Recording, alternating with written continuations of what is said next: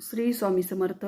तर आजच्या व्हिडिओमध्ये मी तुम्हाला अखंड सौभाग्य देणारा जो मंगल कलश आहे तो आपल्या घरामध्ये आपण का स्थापन करावा, तर याची संपूर्ण माहिती मी तुम्हाला देत आहे. जसं की धन, आरोग्य, संपत्ती आणि चांगले विचार करण्यासाठी, आपल्या घरात पॉझिटिव्ह एनर्जी राहण्यासाठी हा मंगल कलश तुम्ही अवश्य स्थापन करा. तर तो का करावा, कसा करावा आणि कोणत्या दिवशी करावा, तर पूर्ण ही संपूर्ण माहिती मी तुम्हाला आजच्या व्हिडिओमध्ये सांगत आहे. तर आपल्या सर्व मंगल कार्यामध्ये जसं की आपण कलश स्थापन करतो, तो का करतो, कशासाठी करतो आणि कशामुळे करतो ही तर मी सांगत आहे. तर आपल्या देवघरामध्ये किंवा आपल्या वास्तूमध्ये आपण कधी कधी मंगल कलश स्थापन करतो किंवा प्रत्येकाच्या कधी कधी कुणाच्या घरी असं असतं की मंगल कलश हा कंटिन्यू म्हणजे आपल्या घरामध्ये स्थापन केलेला असतो. तर आपणही तो कलश जर तुम्ही नसेल केला तर माझा व्हिडिओ बघून तुम्ही नक्कीच करा. कारण हे मंगल कलशाचं महत्त्व म्हणजे या घरामध्ये आपल्याला सुख, समृद्धी आणि आरोग्य याचं प्रतीक म्हणजेच हा मंगल कलश असतो. तर हा मंगल कलश स्थापना आपल्या देवघरामध्ये करायची असती. तर ती कशी, तर मंगल कलश हा उत्तर ईशान्य कोपऱ्यात किंवा पूर्व ईशान्य कोपऱ्यामध्ये आपल्याला ठेवायचा आहे. कारण का, तर आपल्याला जे सूर्याचे किरण असतात ते त्या मंगल कलशावरती म्हणजे उत्तर दिशेकडूनच, पूर्व दिशेकडूनच आपल्याला सूर्य आपल्या घरामध्ये येत असतो. तर त्या सूर्याची किरणे आपल्या मंगल कलशावरती म्हणजे जे पाणी असतं त्या पाण्यामध्ये पडून पूर्ण ते पाणी आपल्या म्हणजे नारळ त्याच्यामुळे ओलं होतं आणि ते नारळ ओलं झाल्यामुळे ते पूर्ण त्याची पॉझिटिव्ह एनर्जी जी असते ती संपूर्ण आपल्या घरामध्ये त्या पाण्याद्वारे आपल्या घरामध्ये पसरली जाती. म्हणजे ज्याला आपण असं म्हणतो की अल्ट्राव्हायलेट, म्हणजे हे किरण अतिशय शुभ मानले जातात की या किरणांचा समावेश होतो. तसेच सूर्यदेवतेकडून आपल्याला या वास्तूमध्ये उत्तर ईशान्य कोपऱ्याला आपण जो मंगल कलश स्थापन करतो त्याचे पूर्ण किरणांची जी ऊर्जा आहे सूर्यदेवतेची ती पूर्ण आपल्या घरामध्ये एनर्जी देत असते. की जसं की आपल्याला म्हणजे उत्साह देते काम करण्यामध्ये, आपल्या घरामध्ये पॉझिटिव्ह एनर्जी आणण्याचं काम हे किरण करत असतात. त्यामुळे म्हणजे ते किरण आपल्या पाण्यामध्ये कलशामध्ये पडतात आणि ते पूर्ण नारळ ओला होतो आणि ते आपल्या घरामध्ये पॉझिटिव्ह एनर्जी असतात. त्यामुळे आपल्या घरामध्ये हा मंगल कलश स्थापन करायचा. तर तर कलश स्थापन करताना आपण नारळाला शक्यतो जास्तीत जास्त शेंडी ठेवायची असती.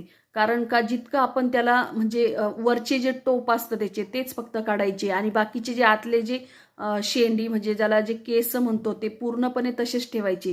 का, तर ते पूर्णपणे आपण तो कलशामध्ये जर आपण तो नारळ ठेवला तर तो खालचं पाणी शोषून घेऊन पूर्णपणे ओला असतो. बरेच जण तर या कलशाला कापडही गुंडाळतात कारण तो ओलसर राहण्यासाठी.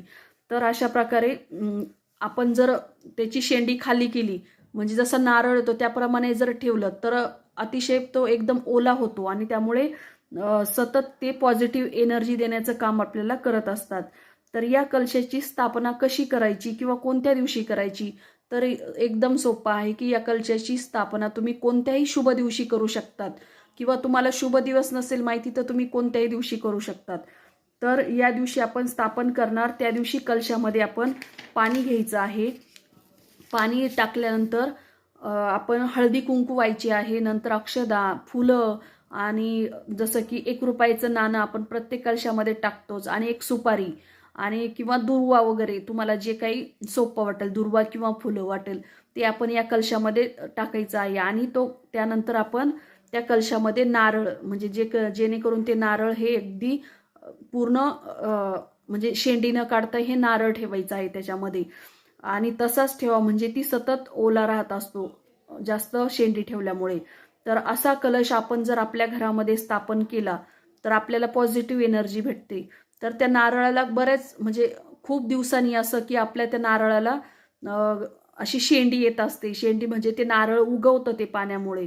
तर ते आपण एखाद्या आपल्या पवित्र जागी किंवा शेतामध्ये आपण हे नारळ म्हणजे हे आपण लावू शकतो. त्याच्यामुळे आपल्याला चांगल्या प्रकारचे नारळाचे फळही खायला भेटतात. तर ज्या वेळेस खूप मोठं होईल त्यावेळेस आपण बाहेर आपल्या शेतामध्ये लावायचं आहे. आणि छोटा असेल तोपर्यंत आपल्या घरामध्येच दररोज आपण त्याची पूजा, आणि याचं पाणी आपण कंटिन्यू या नारळाला दररोज आपण जशी देवपूजा करतो त्याप्रमाणे ते पाणी जे आहे ते बदलायचं आणि दुसरं पाणी आपण त्या कलशामध्ये टाकणार आहोत. किंवा वरतून आपण नारळावरतूनही पाणी टाकू शकतो.